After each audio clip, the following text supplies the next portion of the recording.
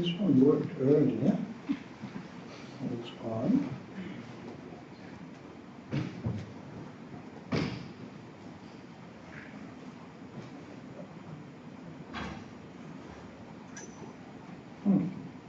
Strange. Excuse me.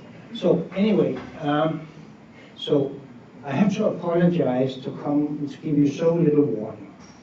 What happened was that sometime last year I promised somebody from ACCU out here that I'll tell them next time I was in town.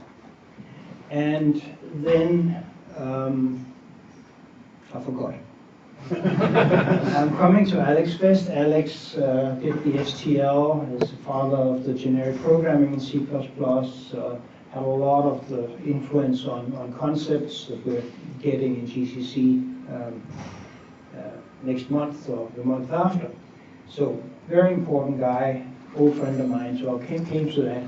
And then Friday or thereabouts, I remembered my promise and sent an email that says, well, can you do something? They said, well, we're meeting on Tuesdays. I said, that's not going to help me. Wednesdays. I'm flying home Wednesday. There's only one choice. It's tonight. They say, sure, we'll deal with it. And so we did. And so anyway, Alex deserves a lot of praise. He is retired as of Friday, and we gave him a good send-off. And then there's a lot of stuff going on in the C++ world these years. I would like to talk about so many things, but you can only talk about one thing, so I'd like to point out that concepts is coming. It's very, very important. If he's going to talk about regular template program, I hope you'll mention concepts. There's both the language features done mostly with Andrew Sutton, and Eric Niebler has arranged TS just coming out, so that we can finally say sort of V instead of sort of V.begin, V.end. It's a long way of saying, it's a very, very nice way of saying the same thing. Concurrency, there's some stuff going on. I wrote a paper about it, but everywhere. I mean, we look at ISO-CPP. Yesterday morning there was a new library out. This is great stuff. I have to apologize to Gore and to Sumit Tambe for sort of stepping in just the day before he's going to do it. Look, Gore's coroutines are really cool stuff. You can do really great things with them. Go again tomorrow if you can and listen to it, because it's in some sense more fun than my stuff. And it just goes on and on and on. There's the ISO-CPP that you should all be looking at sort of, at least once a week, probably more to catch everything. And there's the CPP-Con, the videos, if you want to know what went on last year. Of course, that's not this year, but you know, most people haven't figured out what happened last year yet. So I recommend that. Okay, so I like pointers. Pointers are really good. I mean, they're the basis of the C memory model, and there's the C, the STL model. And if you look at pointers, they're just machine addresses. But there are very good reasons for liking them. They are the simplest way of addressing something in a machine. As a matter of fact, it's the only way of addressing something in a machine. Everything else indirects eventually through a pointer. That's a machine address. They're general. Obviously, they're general because everything that goes on in a machine uses them, directly or indirectly. They're fast. There's nothing faster. That's the way the machine's addressing mechanism works. And they're compact. Everything that tries to be smarter than a pointer, will be bigger than a pointer or use a pointer somewhere else. Offsets are just offsets of the pointer. And C's memory model has actually served us very well. I mean, on the bottom of essentially everything we do today is either C or C++, and that is the common thing. It's the basic thing we're working on. However, concepts are not respectable. I mean, if you say pointers are not respectable, if you say you like pointers, people go, ooh, Pointers are dangerous. Pointers are low level. Sure, they're machine addresses. What did I just say? They're not mathematical. No, they're computer stuff. And what are we working on? Computer stuff. And there's a huge ABP crowd, as I call it, anything but pointers. And so I actually like them. If you look at what goes on a machine that's flexible, that's fast, that's elegant, comes very close to a pointer. So I'm going to give this talk about basic pointers and how to use them. And there are some pointer problems. I'll first explain to them in case somebody has forgotten the horrors and never been shown what the horrors are. And then I'll show the pointer. The problem. We'll eliminate dangling pointers, we'll eliminate resource leak, and we'll take care of range errors and null point errors while we are at it. And so in case there's any executives around, I'll give an executive summary. We can do complete type and resource safety. We can guarantee it mechanically. There'll be no litter, no garbage, and no resource will be leaked, whether it be memory or locks or file handles or thread handles and such. We won't leak them. We won't have a garbage collector because we don't generate any garbage. No runtimes overhead except for those range checks which you can't eliminate without crippling a language. And the code will be simpler. And it's part of a larger project to basically decide how to write better C++. So we're saying, what would you like your code to look like in 5 years? Not as you have to write it now with compatibility concerns and a lot of crud. What will it look like in the future? There's a huge set of rules that can be mechanically checked, so you don't have to remember all of them. And this is part of it. It's a key part of it because, well, we would like to get rid of the problems associated with that. And remember, we want C++ on steroids, not some new subset. We are not going to solve these problems by running slower or on a virtual machine and having to then do the low-level stuff in some other language. Okay, so lifetime can be really messy. We have a bunch of objects, we have pointers to them. We have to figure out when we clean them up. And there can be one reference, two references, circular references, no references, or you can have references that happens to point to nothing. So notice I say pointers, I say references. Everything I say works for anything that eventually becomes a pointer in the machine. So smart pointers too. Anything like that. So that's part of the problem. We have to solve that. And then this thing is really hard when you're close to a machine. This is the C and C++ thing that makes it difficult.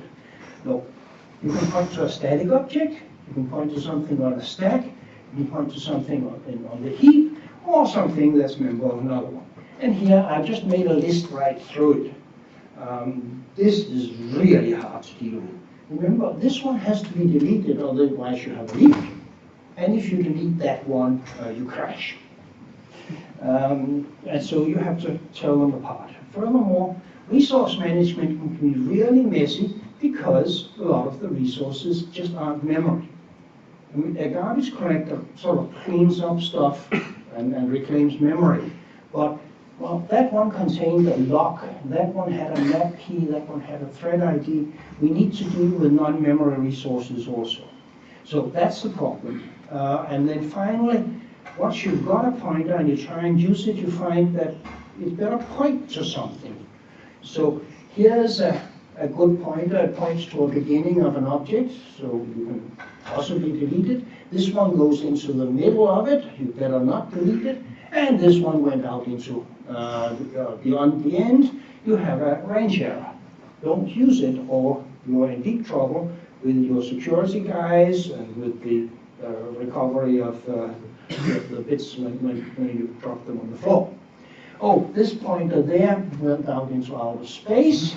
I don't know what it'll do, but it will not do any good, and that's a null pointer. So all of this we have to sort of deal with. And what we need to do, we want no leaks, no littering, no corruption. Every object is constructed before its first use, that was constructors are for, and once only. If you have initialized functions over on the side, you have to remember to call them, you're sort of sunk.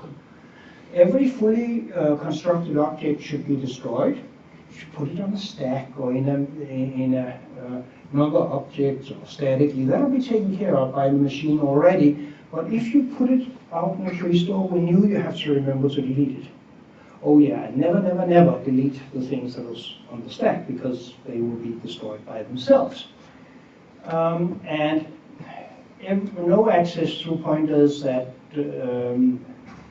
doesn't point to an object. This is just a summary of the pictures, but we have to do this to get the safety. There are lots of solutions.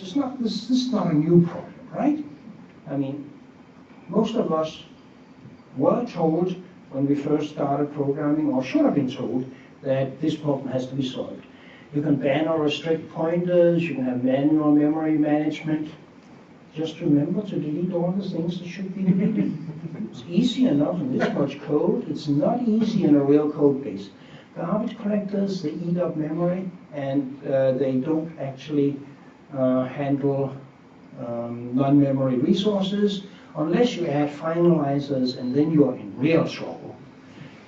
We can have if anybody think finalizers is a good idea, we can have the discussion offline, because then you have problems. Static analysis, you just analyze the program and see there's no problem. Again, something that works for nice academic paper and a little bit of code. The algorithms tend to be O cubed O to the 4. So don't try it on any real code. Smart pointers, you can do well. You litter your code with smart pointers, especially shared pointers. Then, of course, you have a sort of garbage collected language that works. But those use counts has to be increased and decreased. It becomes an overhead itself. You can have functional programming that just eliminates the whole thing. But then again, I haven't seen very much hardware programming in functional languages because the machines are not built for it. You need something at that level. And so these are partial solutions. And they've been around for about 40 years. This was just to remind you that the world was a bit different 40 years ago. That was a popular machine about 40 years ago. And of course, the whole machine isn't there because it wouldn't fit in the picture. And it has, no, it's a CDC 6500, 6600. It's a supercomputer, very, very advanced for its time. You need extra floors, you need a room this size to have it in. You need a power plant to match it. And it has, I don't know, hundreds of the power of my laptop. Okay, just think of it as a Raspberry Pi.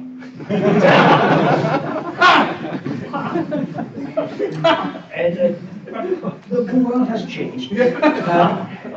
And so a lot of this stuff doesn't scale. It doesn't scale anymore. I've said all this before. So basically, we want a solution, and we're going to do this. We're going to be precise about ownership so that we don't litter, and we want to statically guarantee it. We want to eliminate the dangling pointers. That takes care that things get created and deleted. That takes care that you don't access something after it's been deleted or before it's been constructed. Make general resource management implicit.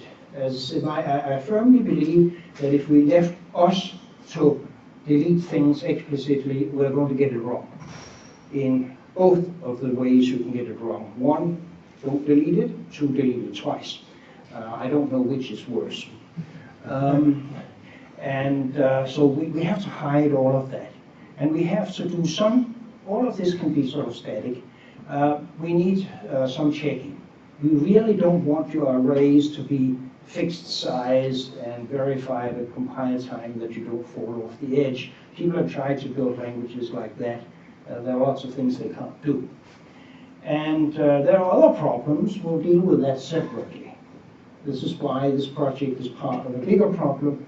This is attacking the specific problem, ownership and access. And now, a lot of people have looked at things like that and says, wow, I need a new language. I mean, people build lots and lots of languages. We get, how many do we get new every year? It used to be about 20 a decade, but it's more like 20 a year now. And I don't want to wait for a new language. It takes many, many years before it is useful, and especially a language that isn't on top of a whole stack of other languages takes even longer to get into place. I don't want to wait for a new standard. The standards committee is getting better, it's getting faster, but there's still a lot of worry and delay and such, so I want it now. And I want it guaranteed. Being careful is not good enough. I want generality, performance, simplicity, portability. This is C++, not something more specialized. So we know how to do no resource leak. Just root everything in an object, every object in a scope, and the constructor destructors will take care of it. We get no naked news, no naked deletes, that's fine. They disappear into the abstractions that takes care of ownership, and basically constructors, destructors takes care of that. If you haven't been doing this for the last 20 years, you should have. This really works, it's good, it's efficient, such. There is one problem left. This is things that are pointed to, and we have to do deletes. Because in that case, we have the remaining case of explicit resource management. These things here, the standard pointers can deal with it, but only with overhead. And you know, one of my rules for C++ is a zero overhead principle. You can't do it better in another language. You can't do it faster in another language except possibly machine code. And when you abstract, you should not be able to write your own version of the abstraction more efficiently. Okay, so we need to do that. I'm not going to talk about that. I'm going to talk about this. That's my nightmare. That's the problems with pointers. That is a real nightmare behind a lot of the C, C++, and just about any other language that has explicit acquisition and release of resources. So here we have a nice little function that looks innocent enough. Takes a pointer, uses it a bit and deletes it. By itself, very innocent. Here we have another piece of code that's quite innocent. I take a pointer, I use it, there. I do a lot more just to confuse the issue, and then I use it again. If you only look here, it's very safe, very simple, very innocent looking, and of course we crash. And this one scrambles your memory or reads garbage, because we just deleted it there. This is sort of the archetype of what mustn't happen. Now, you wouldn't do it in one page, well, there's people that do, but in a million lines of code, you will do it. Okay, so let's see. We must solve this problem, because if you have this problem, you can't guarantee type safety, because another object might be lying at the address of this one, and we may scramble it. You can't get memory safety. Your memory allocator and such can get screwed up. Resource safety in general is totally screwed up, because that depends on both that the memory is uncorrupted and that the types are correct, so that you can call the destructor. And so we're going to eliminate this with a combination of rules. We'll distinguish owners from non-owners. We'll assume all raw pointers to be non-owners. So if we see a pointer like this, we assume it's not an owner. That means that all of your pointers are still going to work as they ever did. We're not going to start writing a whole new language or a totally new style of doing this. And we'll catch all attempt from an escape, for a pointer to escape into a scope that's enclosing the owner. So you don't want to take a pointer, stick it down here, delete the object, and then use this pointer to get to it. And there's many ways of escaping. Return, throw, out parameters, long-lived containers, lambda, capture, you name it. This is where it becomes engineering rather than science. You need to catch all the cases. And something that holds an owner is an owner. Just that you know statement. So the way we do it is very simple. These pointers are all right. They're in the same scope or higher than the owner. There's an owner in there, but that's in an object, so that'll be taken care of by the structure of this one. What we must stop is from it coming down there. That's essentially all we have to do. And if you fire up a bit of static analysis here, it'll say, there is a non-owner. Yeah, I'm deleting it. No, this is bad code. Caution. At compile time, it will never run. Here, I'm getting an owner. Of course, the new delete gives you an owner because owner is the things that needs to be deleted, right? And the destructor of the fired by the delete takes care of all the rest you want to do. So we will not get past this one. We would not get past that one either if you knew this was an owner, because that's not an owner. So there's endless opportunities for catching it here. And notice those opportunities for catching are strictly local. There's no global analysis here. Okay, let's look at it. Use high-level abstractions. If you think about annotating all of the pointers in a sort of spaghetti-like code, say a large C program, people have tried this. Doesn't scale. After a short while, annotating things becomes a bug in itself because you write the wrong annotation. So use ownership abstractions, and for the low level, we'll mark the owners. Okay. Representing it with an owner. Here's an example. There's vector. That's my ownership abstraction, my favorite one. It has an owner inside it. This is the thing. This is the pointer that keeps the object alive.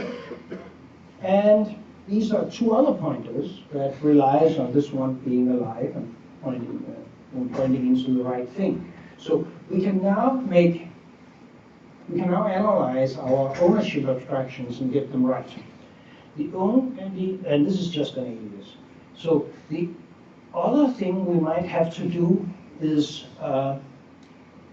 what about code we cannot change? There's a lot of code out there that basically has pointers in the interfaces, and there's an ABI we must obey. The way we can do that is to annotate it. This owner is just an alias. Did I show you the definition? No, I didn't. I'll do it in the next slide. So here's an owner. I can transfer ownership to that's also an owner. I can call Q, it's not an owner. I can't make it an owner implicitly. That will catch. I delete P2. P2 is an owner? Yep. We can do that, and if we forgot to do it, we'll get caught. Delete this one.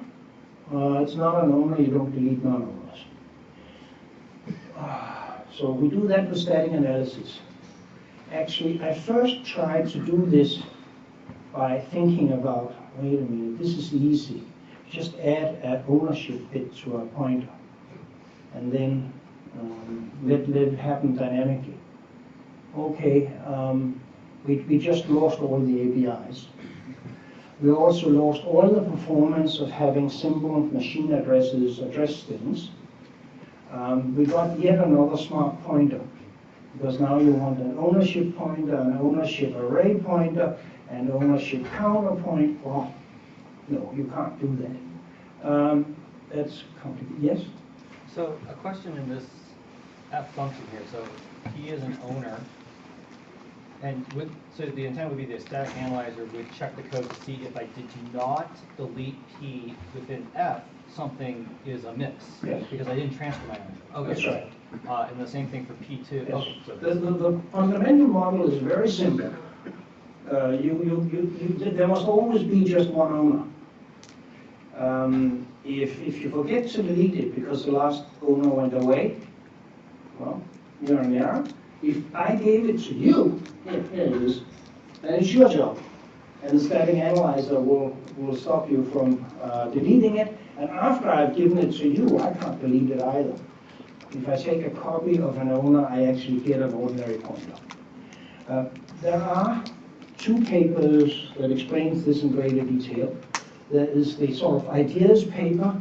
I'll show you the reference, but otherwise go into my homepage, find the publication page, take the latest paper there. It's called something like model, C++ model. It gives you the ideas at sort of one level deeper than my hand waving here. And if you want the details, so all of the 50 alternatives for pointers or escaping and such, this kind of analysis is actually done with in static analysis using symbolic execution to minimize false positives, etc., etc. There is a, last time I checked, about 50-page document that lists all of that, and it's been currently updated. It's on the GitHub for this kind of stuff. Okay, so I said that. So we're dealing with a cocktail of techniques. There's some rules for using things like an ordinary pointer is an ordinary pointer to a single element, and it what's it called? And it's not an owner, and things like that. And there's a lot of them. Libraries to support it, because we don't want to work straight from the hardware up. We have the STL. The STL vector is key. Sometimes we need a smart pointer. There's something called the Guideline Support Library that has a couple of actually, it has about a dozen classes in it. That's all. And they're all simple. I'll show you a couple later. We rely on the type system all the time. That's how we get the RAII, the constructor, destructor things, and static analysis to handle the ownership and the escaping pointers. And each of those techniques have been tried. They're insufficient. They don't scale. Actually, what we are doing here is not restricted to C++. It applies to any language that has manual resource strategies, but it works much better if you can throw in the libraries and the abstraction and the type system. So it has to be a reasonable model language. Okay, how to avoid dangling pointers? Well, here's a function, right? It takes a pointer in, it leaves a pointer out. We all know we shouldn't send out a pointer to a local variable. Even the compilers have known that for the last 30 years. But this is the simplest case, right? Here I am letting a pointer out with that I just made over on the free store. Well, this is an owner, so it'll be okay unless we do ownership analysis. There's also a problem with news assigned to pointers because they're not exception safe. And here I'm returning, that is, this one does not give dangling problems, it gives ownership problems. That's what I mean with this okay sort of. And return P, I got it in, then I can of course send it back where it came from. So that's safe. This is all you sort of roughly need to do local analysis of whether things escapes, because you just have to make sure that nothing escaped into an enclosing scope, directly or indirectly. We can try and do this with owners. Now you will see why it really doesn't work. Here we have P, that came in so it can go out. That's a local, pointer to local, that can't go out. And this is an owner, and I can't specify this type. This type doesn't exist, it cannot exist. Because you actually need to do this, have bits that says which of the elements are owners. There are containers like that in real use. You have to fudge those. They are very, very rare, and usually people have gotten them wrong. But don't mix ownership in an array, and don't let return statements mix ownership. That's not allowed. So basically, here's a summary. Never let a pointer out of scope. It's not just pointers. We have not fleshed out the concurrency things yet, but treat the other thread as another object that might outlive what you do, then this stuff works, but it's overly conservative. So we're still working on that. And you keep the threads alive either by having them scoped or by having the threads known by shared pointers. It's one of the uses of shared pointers.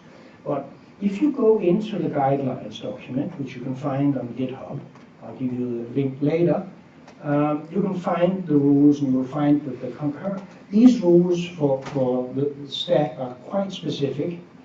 For concurrency, they're a bit weak, and we are asking for help with that.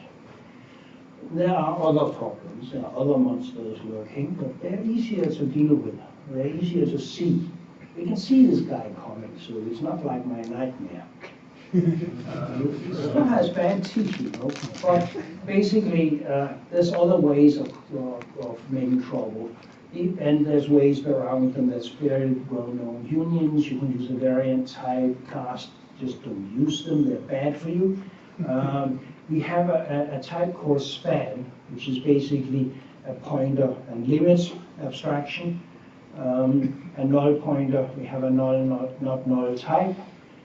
And we can try and deal with wasteful ways of addressing pointer problems, especially smart pointers are beginning to be overused to the point that they become a problem in themselves. And just test everything all the time is not a good answer. Not at the level of C++. I can think of languages for which it's very reasonable, but that is not what we're doing.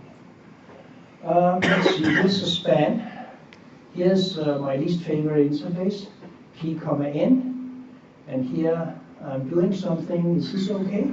There's no information that will tell me. This looks right? From mine, isn't it?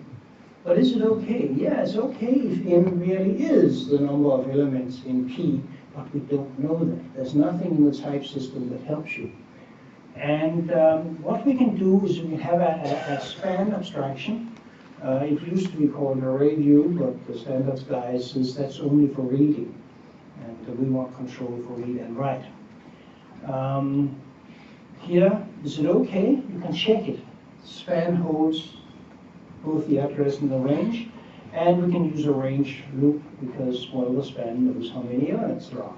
So this is the kind of thing that it gives you the safety at a slight cost, and it simplifies the code. Here's another example. We have a function, takes an array, we call it, everything's fine, we call it, it's probably not fine. At least if f takes the, thinks that n there is the size, it's a likely disaster. What we can do instead, give it a span. You can actually deduce what the size is, and here you have to be explicit to give a different size. So if you really want to break this, you can do it if it doesn't check. But everything else you can just analyze it. If you feed it with an array, it actually knows statically what the size is. So it's simpler, shorter, at least as fast, because there tend to be fewer range checks when you do it systematically. Mixing null pointers and pointers to objects. Confusion, here's a confusion, there's a function, I call it with a null pointer.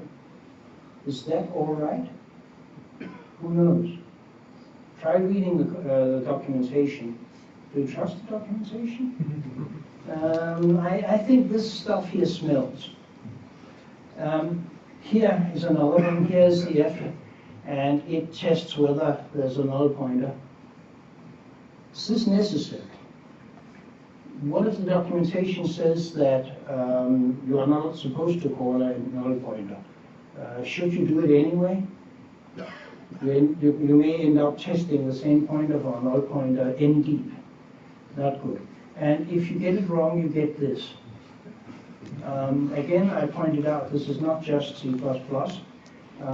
I typed in a null pointer exception, and I'm afraid I didn't find a single C++ code on there that was a picture. Maybe because we're not as graphical as some of them. But basically, with a null pointer, you can have it This can be caught by static analysis. If you hide it, say go through 5 functions before you do this, you can have a dynamic check. We are currently having a discussion about whether the constructor for non-null should test, which it is currently doing, or whether we should make not null an alias, just like owner, and then make sure that there's no overhead. But basically, if we take a non-null char, it's not necessary. Notice that again, there's nothing here I'm saying that sort of hasn't been tried before. I think very few of the things I'm saying has not been known for, they've been known for about 40 years at least. But if you try and use it one thing in one way, it doesn't scale, so we're combining it. So there's that one. To summarize, type and resource safety, we use RAII, scope object, constructors, destructors, eliminate dangling pointers, eliminate leaks, and then we can eliminate range errors and null pointer dereferences. This takes a little bit of dynamic work. This does not. And then we can start attacking other problems that are known, and that's what we're doing in the core guidelines. Here is a summary of some papers. That is the thing that's the next level deep of what I was just doing. What is the model? How do you do resource and dangling?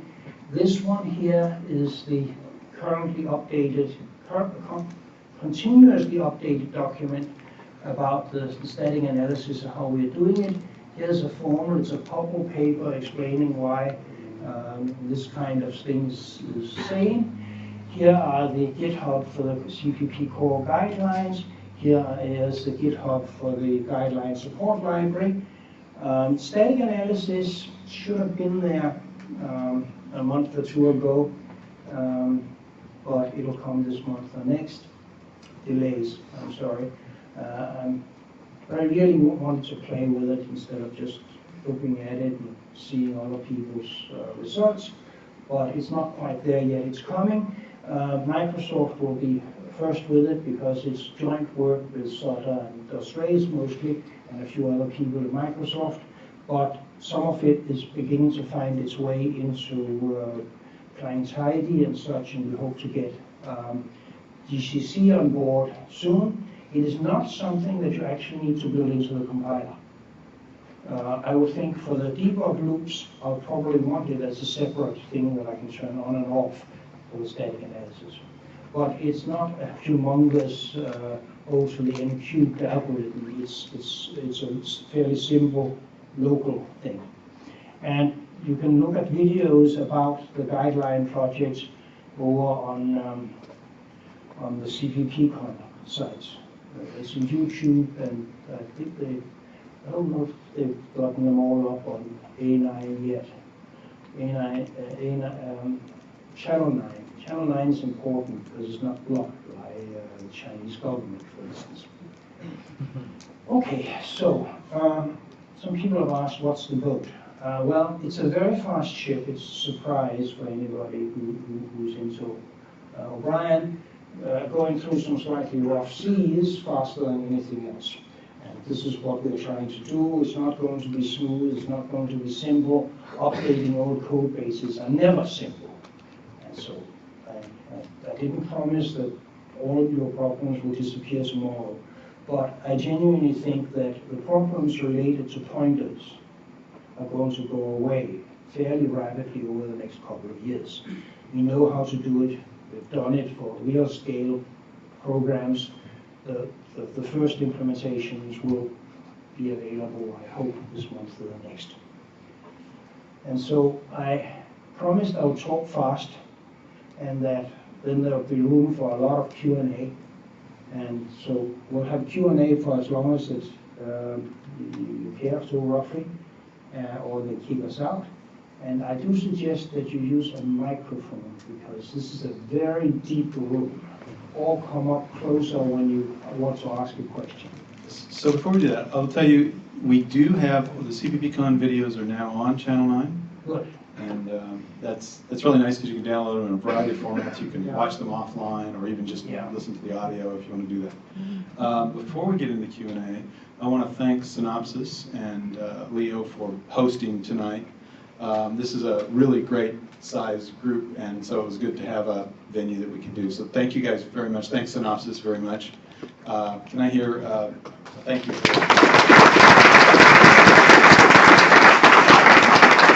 And then I'm gonna have the mic right over here. Anybody who wants to ask a question can come on here.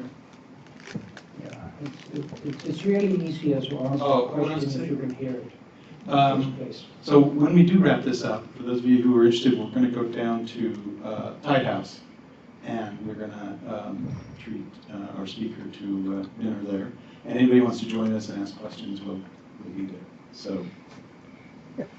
All right, I guess I'll come up here. So I had a question on the owner stuff, and it was actually specific about the slide, a couple of slides back, when you were introducing the function call with an owner that takes an owner. And I was curious about, there we go, that's good.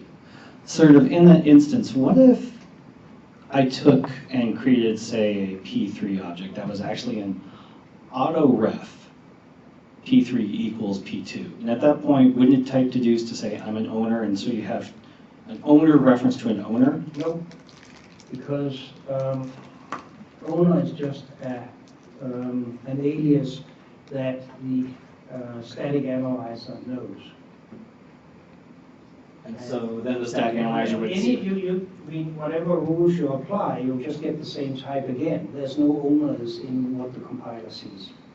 At some point I had it. It's just a type alias, and that's So it's ignored by the compiler, but seen by the system. It's ignored by the compiler, but seen by the static analyzer, is what you're saying. Yeah, the static analyzer knows this, and this is why we work through all the variants of how things escape and how ownerships are transferred. That's a lot of hard work, which is done. Neil McIntosh, who gave at one of the talks at CPPCon, explains this. Where I've got it. That guy. That's the, if you're interested in more details, that's the one you want to read. And that paper there is the one that's being updated each time we find a new way that we can get into trouble. And they thought they would be finished in November, and I haven't seen the final result yet. But we keep finding them. I mean, C++ is a large language. If this had been a toy language, we would have been writing the Hubble paper by now. But I wanted to work on my code. And in particular, I would like to work with the GCC because I work in a GCC shop, right? It has to be general for all the major compilers, preferably separable from the compiler. So come on up if you have questions. Yeah. If you use the microphone, the guys down there can hear you too. So what do you see as the time frame for adoption for each of the major IDEs for compilers, Clang, Visual C++? I don't know. I mean, it's like asking for a delivery date. I am pretty sure that this is correct. That's one. Notice the or. That's the first one. And the spec is public, and I think some of the code is public. Eventually, my condition of working with these guys is that we work under the MIT license. And I know that some people are starting at Clang. I know that we are getting a steady stream of inputs from our friends at Uber and other places for the guidelines. So it's not an isolated small project. I mean, when it started out in the forward, no, when it reached the first explanation in the forward, it was me and friends at Morgan Stanley. It was Herb Sauter, Gavidas Reyes, and friends at Microsoft, and some of our friends at CERN for the numeric parts. But I would be quite disappointed if I didn't have two this year. I'm worrying about GCC because they're a bit short of manpower. On the other hand, that's the one I really want. For real practical reasons, and so I will be trying to push it. The reason I say 1 or 2 years instead of 1 year is exactly that problem. But it's not that complicated once you've got the spec. You need to be able to walk abstract syntax trees with a symbolic execution to avoid too many false positives. But there's a lot of those around. This is more of a clarification question. So I want to understand, so the static analysis tools that are coming out right now, or that will be coming soon, do they support multi-threading, or is that still an unsolved problem? They support multi-threading, but they're not very good at it. That's what I said. You have to be too conservative. So when you say they're not very good at it, do you mean that they might produce false positives? So, yes, false positives. False positives, okay. You treat another thread as another object that might outlive your thread, and that's overly conservative. Thank you. So we have questions coming up. So I wanted to ask you about, so the core guidelines is on GitHub. Yeah. Who is managing the submissions? Is that you personally, or do you have a team? How does that work? There's a bunch of editors, which there, and then a guy called Andrew Pardo, and we are looking at some of the main contributors to see if we can expand this set of editors. Okay. But the idea is, I mean, there's a lot of guidelines, over 100, right? Yes. So you're not expecting every programmer has to memorize these. These are designed for the tools to understand the guidelines, right? And then the tool enforces the guidelines. My view is that there is a philosophy which is articulated, and the individual guidelines enforce concrete aspects of those sort of more philosophical rules. And if you understand the more philosophical rules, there's about 10 of them called philosophical, but one of the major sections like interfaces and function calls have a few semi-philosophical rules. Once you've got those, we're talking about a couple of dozen. The rest will sort of, they come up with a rationale, with a reference to, with an example and such, so if you violate them, you're told not just you screwed up again, you're told this is the rule you violated, this is why this rule is there, here's an example of how to get it wrong, probably like what you did, and here is a way of trying to cure it. In some cases we can't be precise totally, but within the overall framework, you're getting a precise message, and you're given some guidance about how to get out of the mess. The thing that's going to create most trouble is that a lot of these rules doesn't actually fit 20-year-old code. And so you can get an awful lot of hits when you start out. And we're still working about ways of gradually introducing this kind of stuff. And this is hard. I mean, it's not philosophically hard, it's just complexity is high.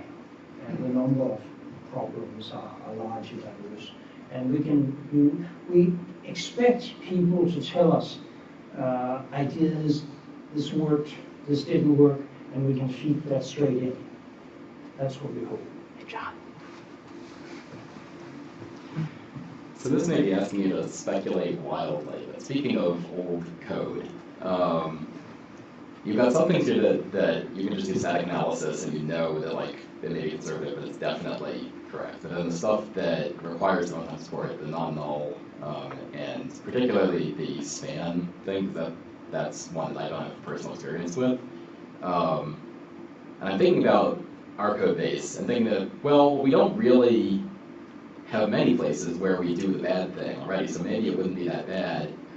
But to go in and change everything, and there wouldn't be that many places where there could be false negatives. Right? It would be a false negative if you do everything right, but you miss one case and your unit tests don't hit it, then you have a bug, and you did everything right, but you don't know about it yet because your unit test didn't hit it.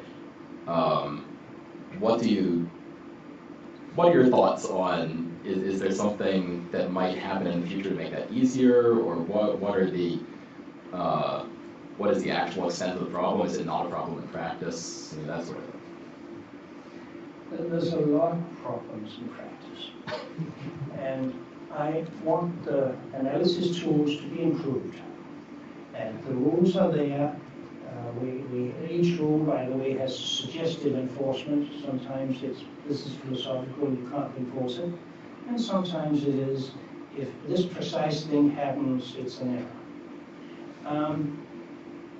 And we hope to get more comprehensive there. So the cleaner your code is, the easier it will be to move ahead.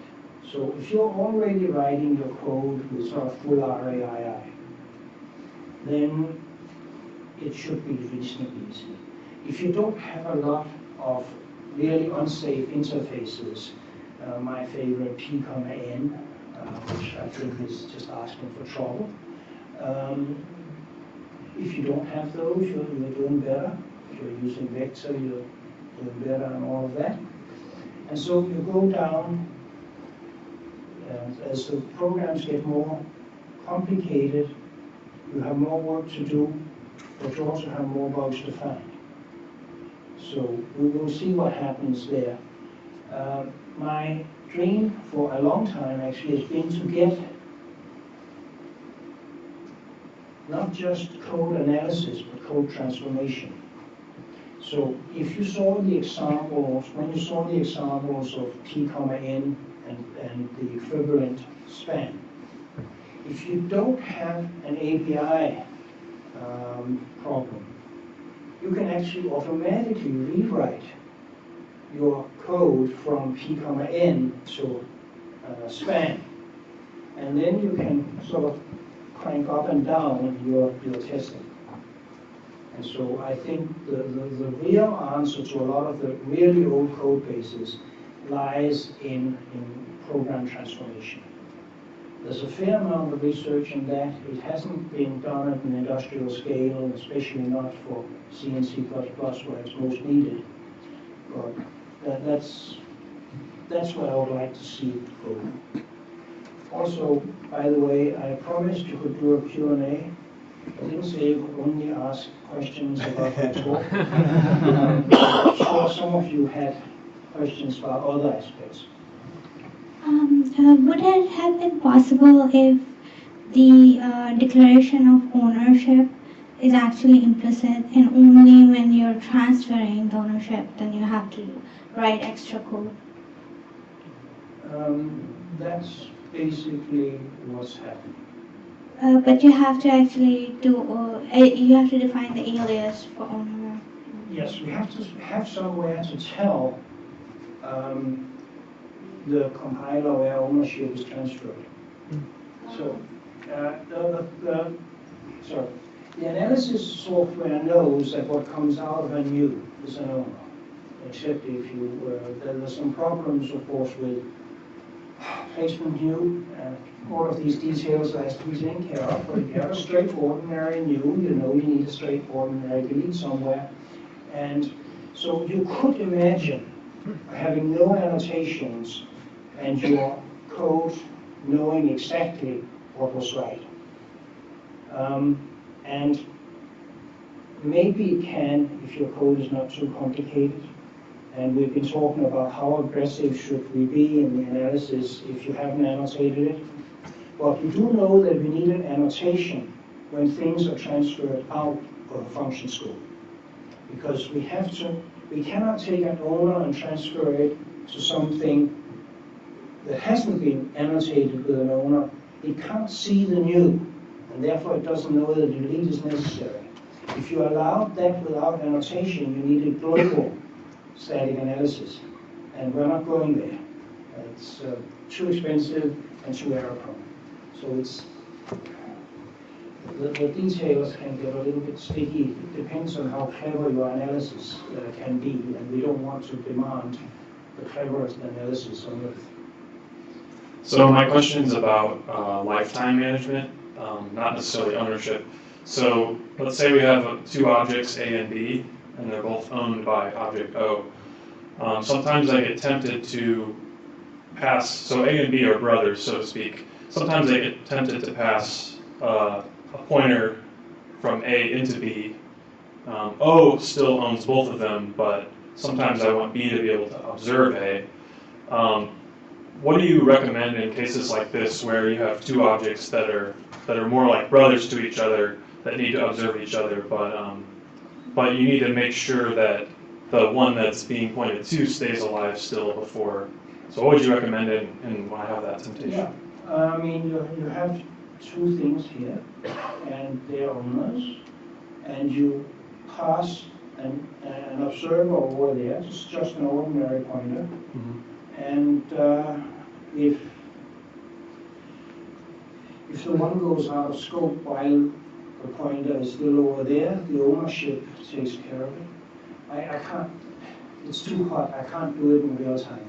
For that, we really have to go to, there's two choices. Go there and see if it's answered. Okay. And if you don't find it, send me an email. Okay. Yes.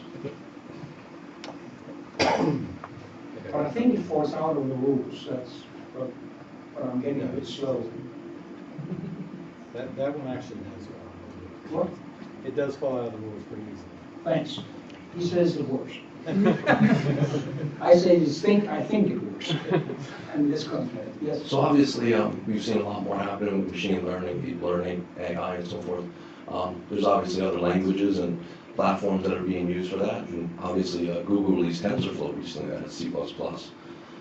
Even another language that's the graphs. But anything that you've been doing with machine learning, even Morgan Stanley, any thoughts about this? No.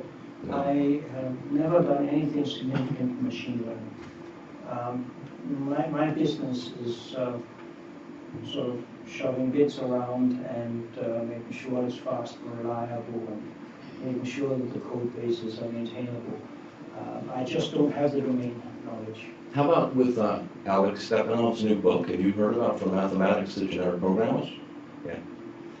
So would you consider yourself writing a book that's sort of more on the math to the languages that we use day to day? Look, Alex is a good mathematician. I'm a bad mathematician. It's much better than not being a mathematician. But if I should have it to make a living as a mathematician, I would probably end up teaching high school. And I should stick to what I know. Machine learning is great, it's fun. I wish it's written in C++ to be fast, but I'm not doing it. It's not my expertise. So in the spirit of the Q&A, you wanted to open up even beyond the talk. So Dr. Tony Hoare, he mentioned that the null pointer was his billion-dollar mistake. Do you feel like you made any mistakes or poor design choices? Is there anything that you might have done differently with the C++ design? Okay. First of all, I think Tony Hoare well. We just couldn't have built the systems we have without the equivalent of a null pointer or a null reference. Clearly, he thinks otherwise. But my guess is that it will come naturally anyway. Otherwise, you have to have two values, one which is a pointer and the other one that says, well, that's valid or not. And then you get into all this dynamic tracking that I said I've looked at, I've tried, and we'll get there. So I think Tony Hoare is wrong. Secondly, did I make any really big mistakes? Yeah, probably. It's really hard to know what's a mistake and what isn't. Most times when people ask that question, they have in mind one of the major features of C++ that they think shouldn't be there.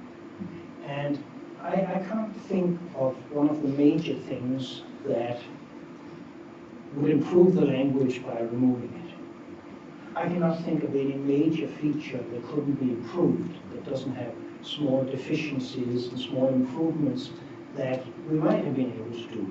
On the other hand, some of the improvements that's done to the bigger things turned out to be not improvements. So it's big. And the little things, if I change the little thing, either nobody will notice, and so it's pointless, or it wasn't so little and people will get seriously annoyed, and then I've done harm. So I don't have the time machine. I cannot go back in time and say, hey, Bjarne there, 19 something or other, if you do it this way, things will be right. And I've had this question in various forms. My favorite is actually the time machine one still. If you had a time machine and you could go back and tell sort of an earlier version of Bjarne something, could you have convinced him? And could he have done something about it? Remember, Raspberry Pi is about 1,000 times as fast, has about 1,000 times as much memory as the PDP-1170 I shared with 40 other researchers at Bell Labs when I started this stuff. And that machine was significantly faster than the PDP-1140 that Dennis had in the later stages of building C. And so you can come back with great ideas, but we couldn't have done anything about it. Furthermore, I'm pretty sure I'm not smarter than the sort of the 1990s Bjarne. I may know more, but he knew more about the environment at the time and what could work. So I've been trying to think about what could I have done.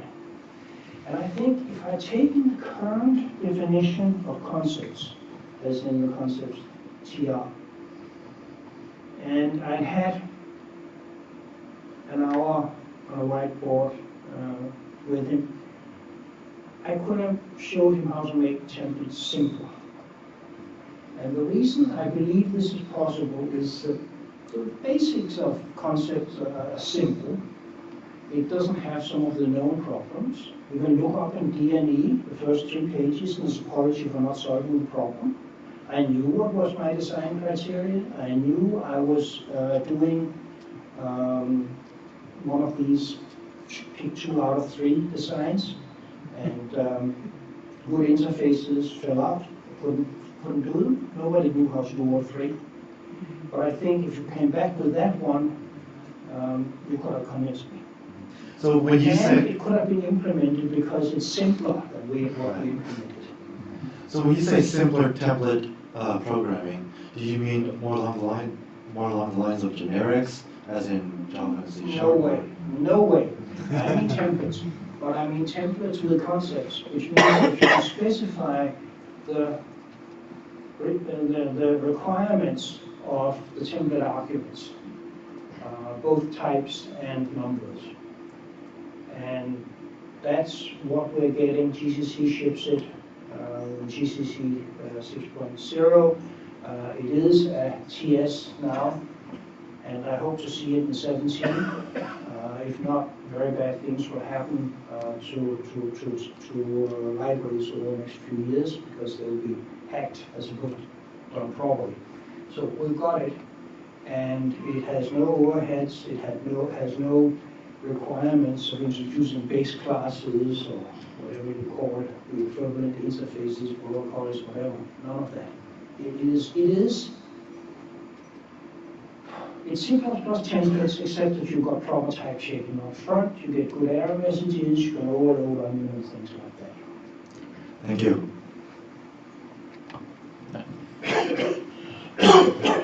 Okay, now I got 2 things.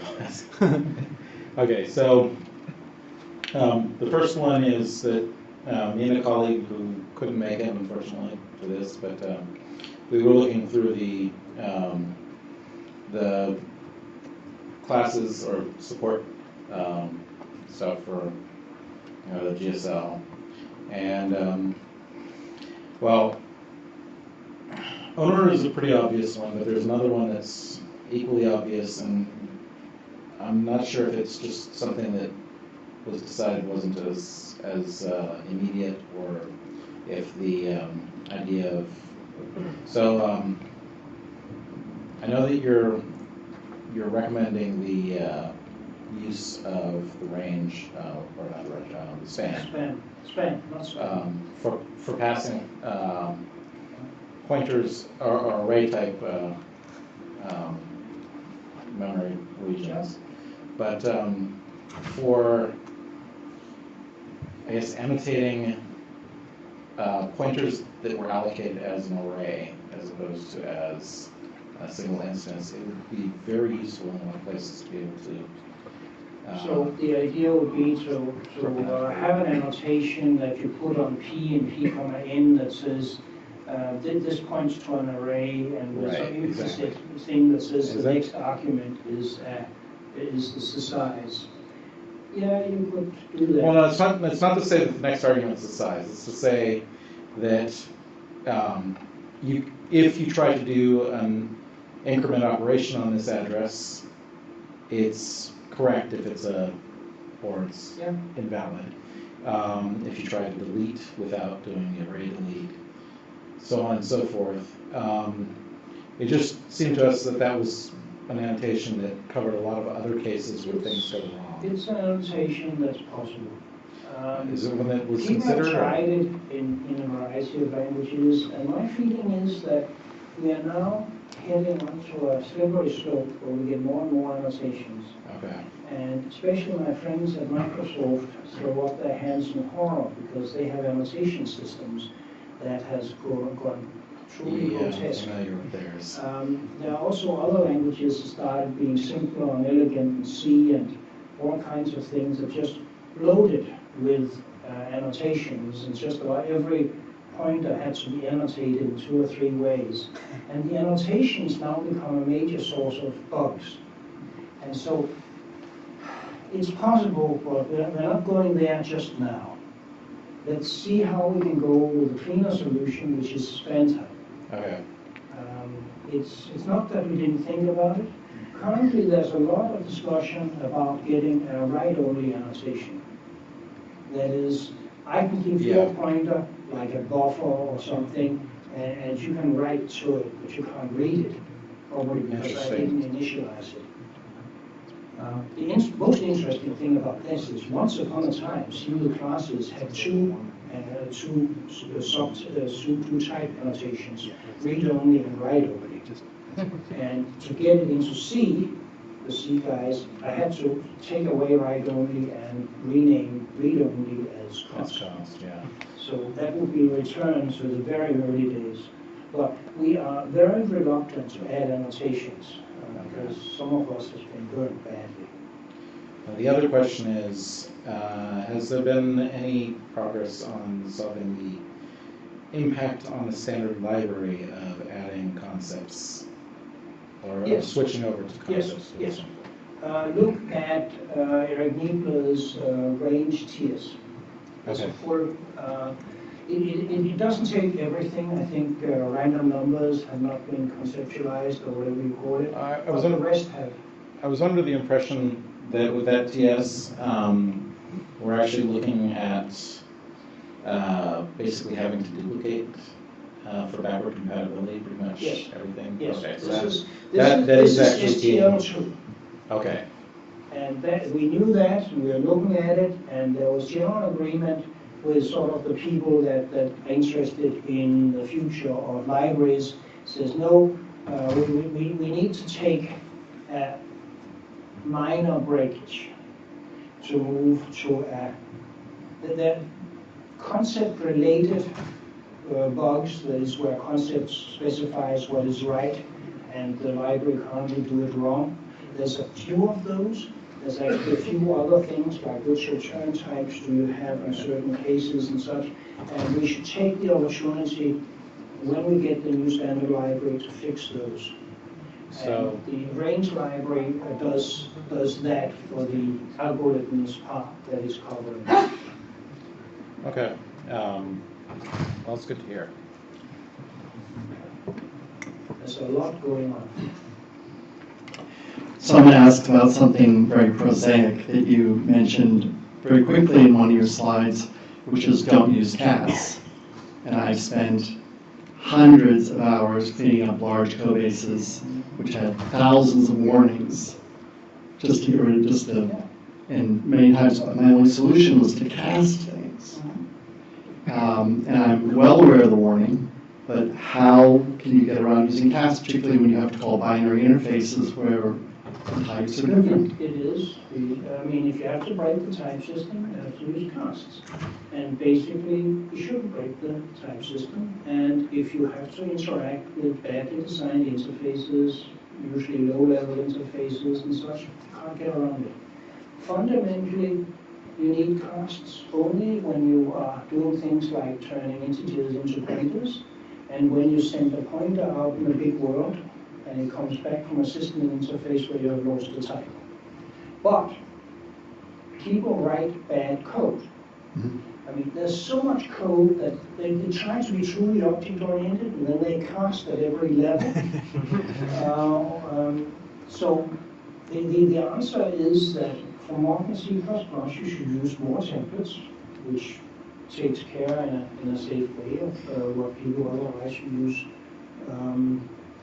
You use cast for, and you should encapsulate some of those ugly interfaces into something that's type safe, so that the casts are in roughly one place for an interface. Now, one of the things that's killed a lot of efforts to improve C++ is backwards compatibility. You can't change the language, so if you break all the code and people say, my coding standard should be good code, but it mustn't break any of the old code. The stuff that was written back in the early 80s in C should still work today. Yes, the standard has to obey this. I don't have to when I'm not building the standard. So as I said first, we want to figure out what modern C++ is. What is the code you would like to write 5 years from now, 10 years from now? Set the guidelines from that, and then try and find ways that allows you to approximate that idea. Techniques for updating old code bases. But if you think that the answer, I don't think you do, but if you, the general you, think that the code you're going to write in 5 years should look like the code you write today, then there's something seriously wrong with your ambition level. We really need to improve, and I think we can. And yes, there's code bases that are so messy that it's really hard to deal with, but new code can do it, upgrades can do it, and I really want that code transformation to help me do some of that.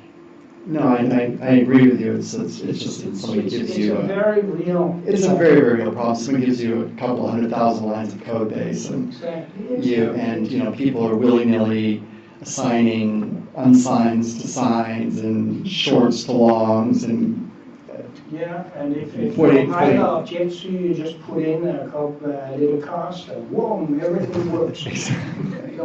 I've seen that too. Void star this. Yeah.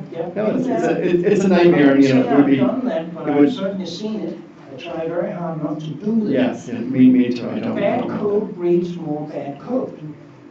And you've got a bad interface, everything that has to go into the bad interface gets bad. You can't change that easily.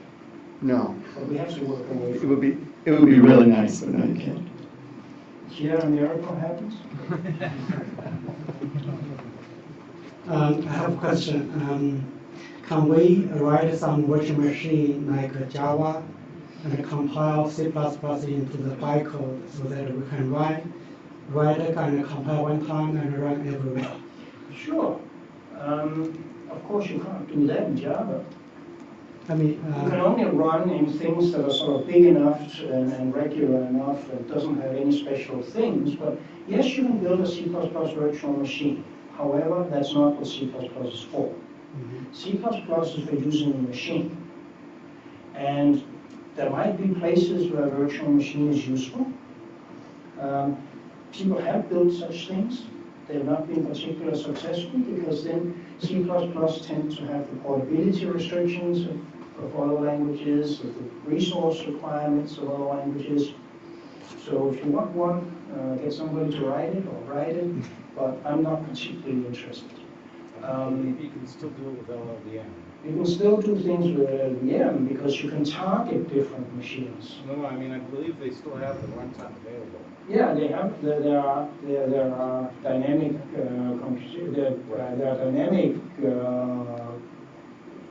dynamic compilation of C++ in LLVM, but I didn't think that was what you asked. I'm saying I believe that the code is still. I don't know the last time it was used, but I believe that you can still target the.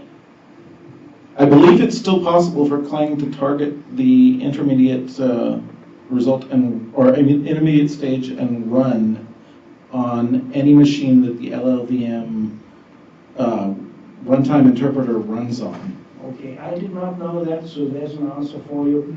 Nobody does it because why would you do that? Thank you, that was the other part of my answer.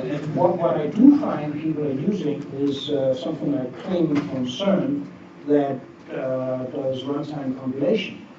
Yes. It is, you write some new code and you generate it and then you carry on. So,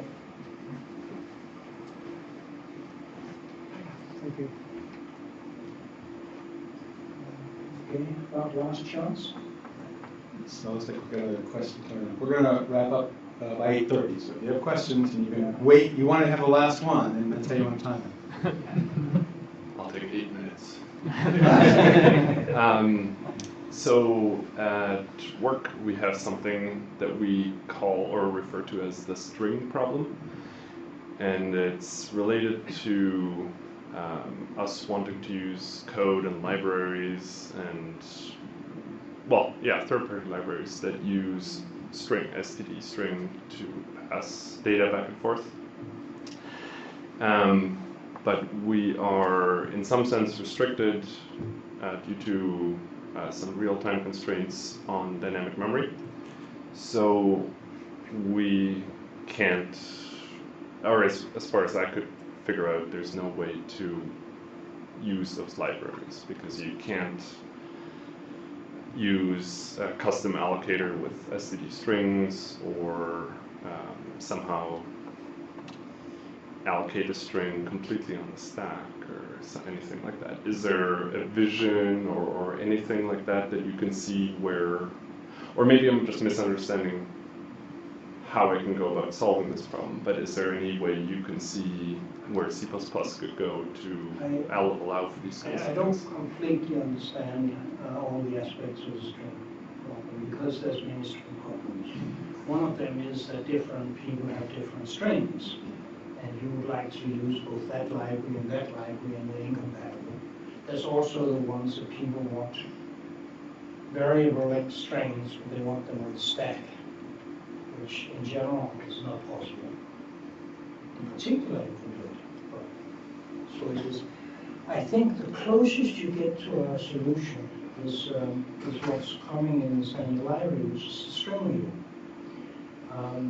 which basically says there's a set of characters, they start there, and this is the last one. And so you separate allocation from use. And that addresses some of the performance problems. There's a thing that I think is very strange, which is string you cannot write, you can only read.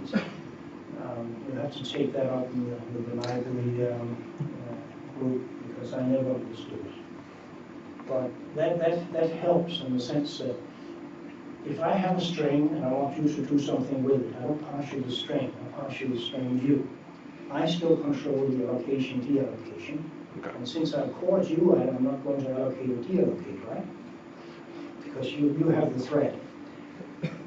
So that helps in some cases. Okay. Similarly, you can do trickery, allocate an array of characters on the stack, and then you will need a cast, or if they don't have the constructor. I think they have the constructor that says that's the beginning of the string and this is the end of the string. But again, they can't write. I don't understand that one. You're talking, this is for string view, String you're view, saying, yeah. okay. So the GSL has one of those, except you can write. It's called string span. Okay. And so basically, that's an answer to some of the problems. Similarly, if he has one string and you have another string, and I want to use both of you, don't give me your strings, give me a string span so the characters are able to manipulate. The other thing is if you design your library using templates, you can say, look, all I need is some idea of a string, and you implement it and pass it into me. As long as I'm just reading from it, it doesn't matter what the actual implementation That is. does not address the question specifically mentioned, which is on a thread, on a path through the program that mustn't allocate for all kinds of reasons, that doesn't answer it. But then if you only do operations that can't change the size, you're pretty safe. Right, but my implementation of my string class has the custom allocator built in it, is what I'm saying. So if it's solvable with a custom allocator, which you can't apply to standard string, but if the library is templated on a string idea, then I can give it a string with a custom allocator of whatever sort, and the library just works. And you have to say the concept whether you're willing to have the string grow or not. Sure. That is where the You have to decide what the concept of a string is. Right, yeah. No, I was more thinking along the lines of a custom allocator. Yeah. Yeah. Okay, thank you. All right, this is probably your last one. Sure. Come on up. So, just in case. So this really is the last one. Oh, okay. All right. Okay. So it's like a big picture question, right? I work on a legacy code base, which is finally transitioning to C++ 11. And as I look at C++ 11, 14, and then 17, there are a lot of C++ gotten much bigger now, right? And it's getting even bigger.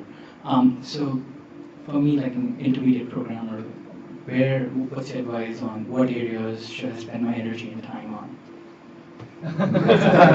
So we had this problem.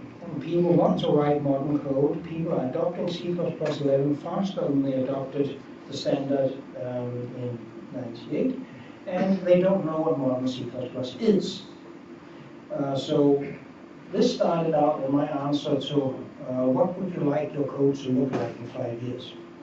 And so as you're migrating, look at this to see which areas you should go into and which areas you should stay away from. Okay, thanks. Thank you for allowing me to ask the last question.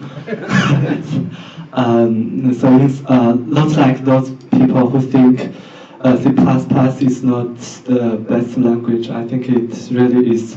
And I think it should not only be the language for you to communicate with the machine. In my opinion, it can be more ambitious. Because there are lots of features that you cannot find in the language that claims to be to provide better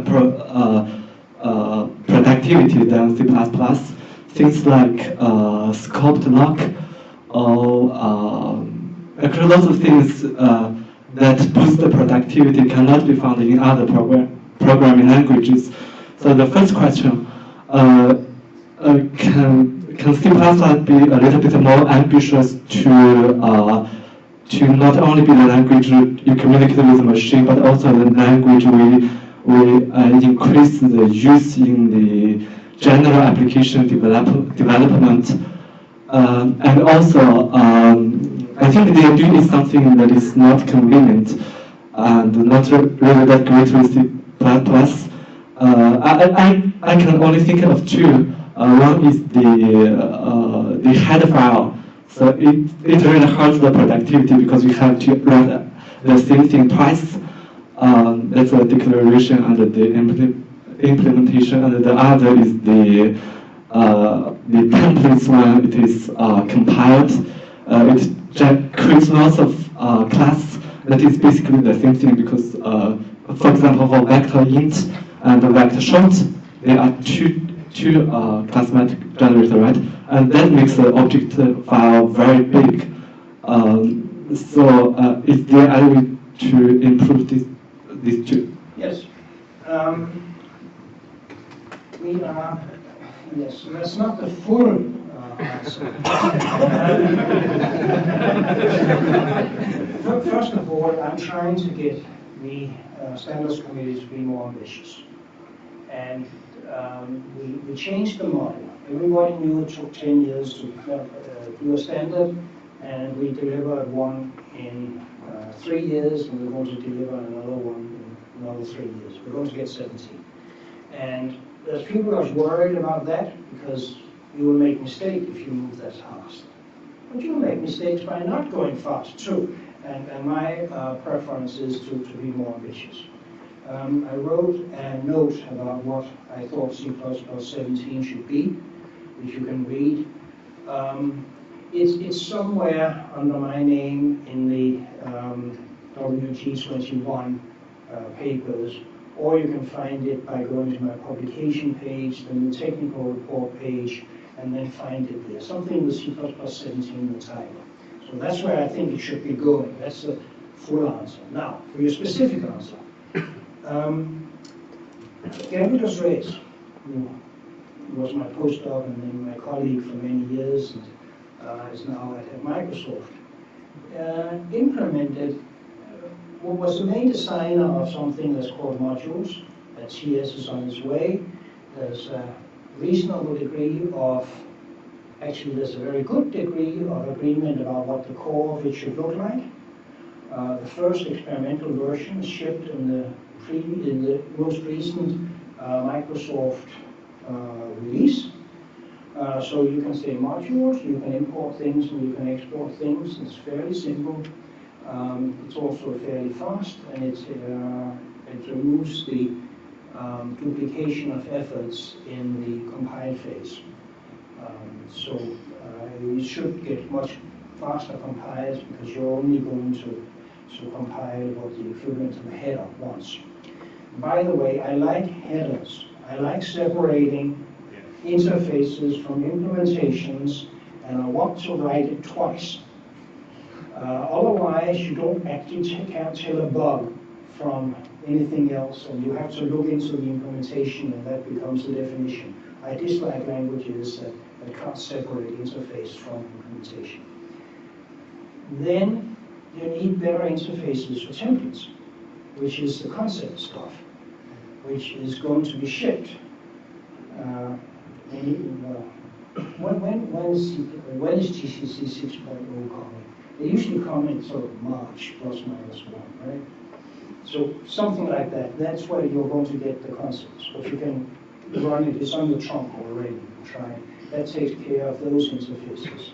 So you get faster compilation, better specification of interfaces. That's coming.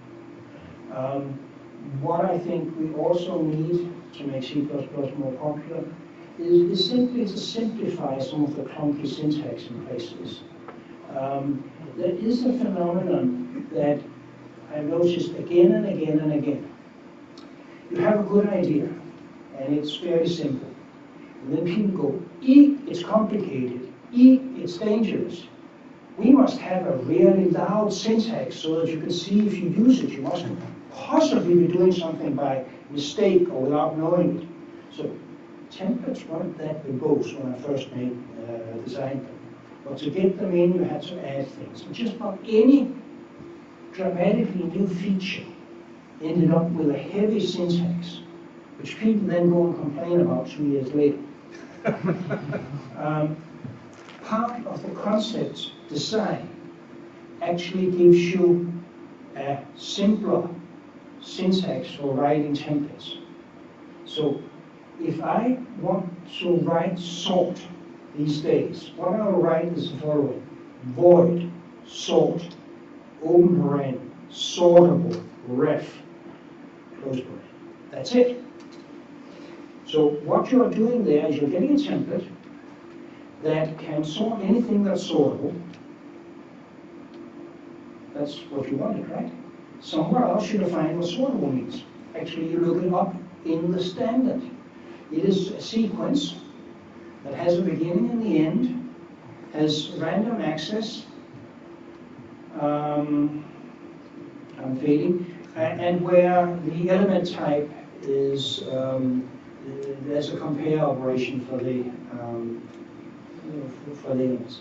And it's That you rewrite. get just out of sortable, word sortable. So we're making this is what I work on under the label, making simple things simple. You can still do all the complicated stuff, but it takes more words. So I think you'll find it simpler and faster. I want to thank everybody for coming out tonight. Great turnout. Thank our speaker, Bjarne Stroustrup, and our host, Synopsis. I want to invite you all to come back to the meeting tomorrow night, which is going to be semantic, to talk about code routines, and to join us in San Francisco a week from tonight to talk about template programming, regular template programming. Thanks again. We're now going to go to Tide House, and anybody wants to join us there is welcome to do so. Thank you.